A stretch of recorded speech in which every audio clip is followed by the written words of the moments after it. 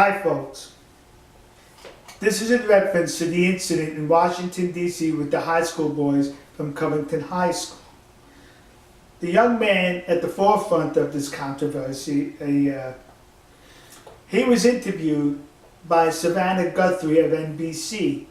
Now, her tone was accusatory all the way through the interview, and I will have her questions in the description below, and you can read for yourself. But let's just look at a few of these questions that she asked this young man, accusatory in tone, because he's guilty. Let's read one of the questions. Do you feel from this experience that you owe anybody an apology? Do you see your own fault in any way?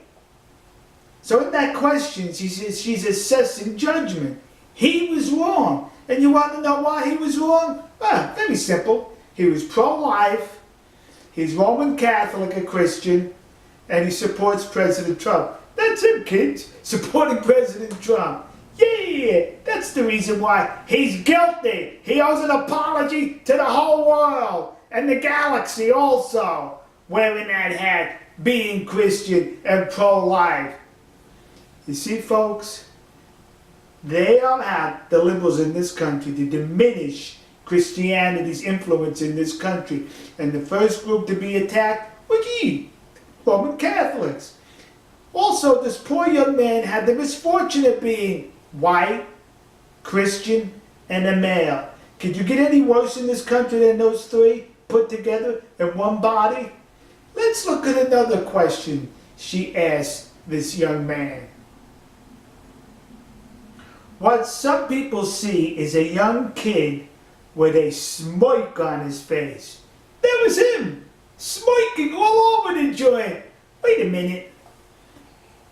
She was accused him of a smirk, so I think she should be found guilty of that also. Look at her smirk.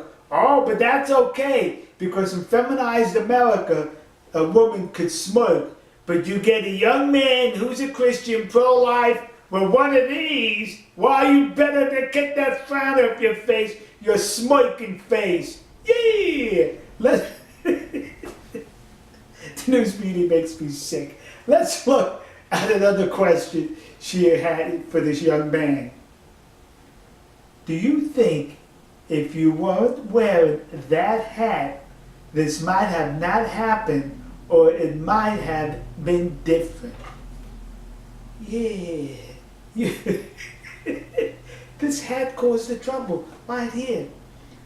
Not the Black Hebrew Israelites who were there hurling racist remarks at them, not calling them crackers and telling them they were a result of incest. No, that had nothing to do with it. And then this Native American comes by to defuse the situation. Now that the boys who were being victimized, the boys who were being victimized, he should have went to the Black Hebrew Israelis.